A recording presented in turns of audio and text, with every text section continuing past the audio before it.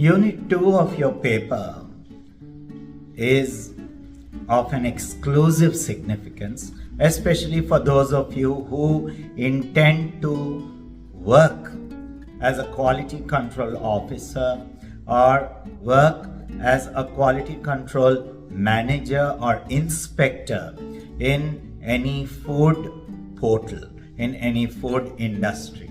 Because this unit talks about food additives. Everything about food additives you should be knowing to the utmost detail. Right? Now, what do you have in this unit? The first thing is definition of food additive.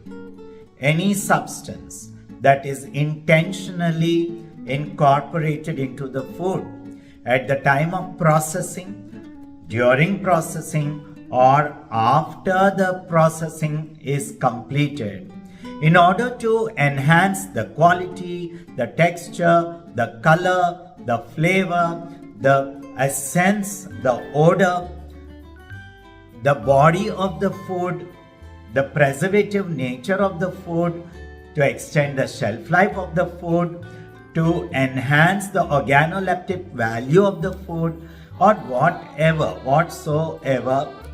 For any intention, a food material is having some or the other supplement added into it.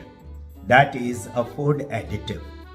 How far are these food additives useful? How far are they harmful? In what way you should control the addition of these food additives beyond limits?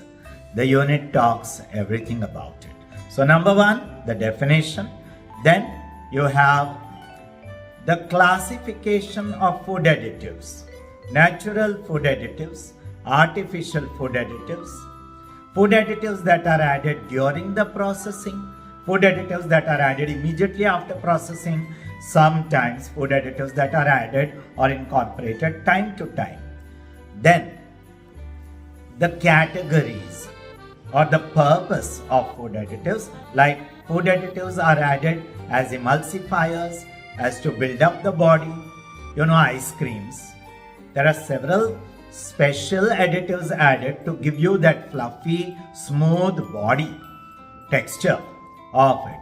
Laddus, that special gum that is incorporated is a food additive to hold the laddu firmly.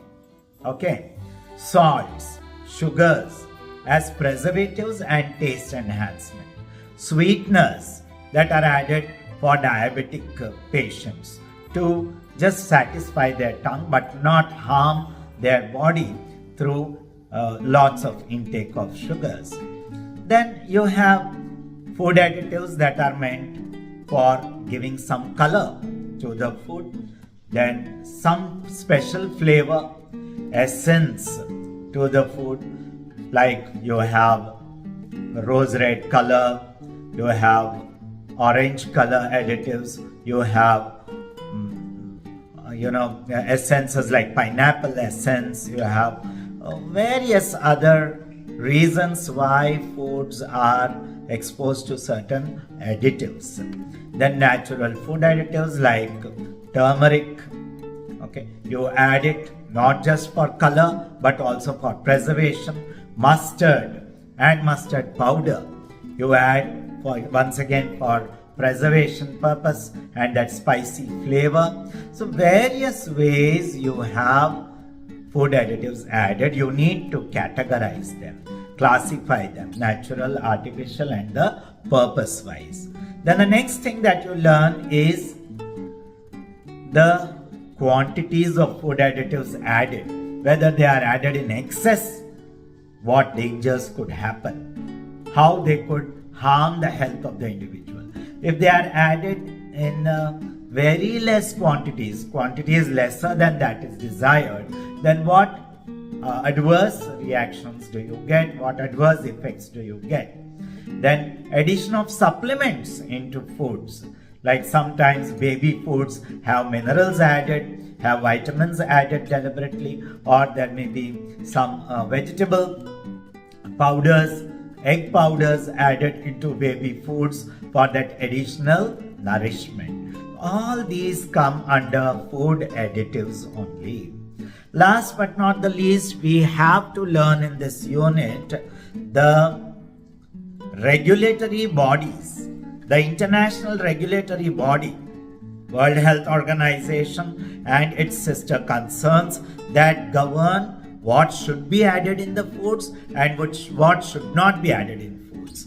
And the national level bodies for food, FSSAI and all these, we are going to learn what are their purposes, where are they situated, how to approach them, and what are their duties, how do they regulate, the symbols that are used, whether the additives incorporated are of plant origin or animal origin, for that matter, even whether the food is of plant or animal origin, whether no artificial colors and flavors added, whether if you have labeled that way, then how far should you stick to it?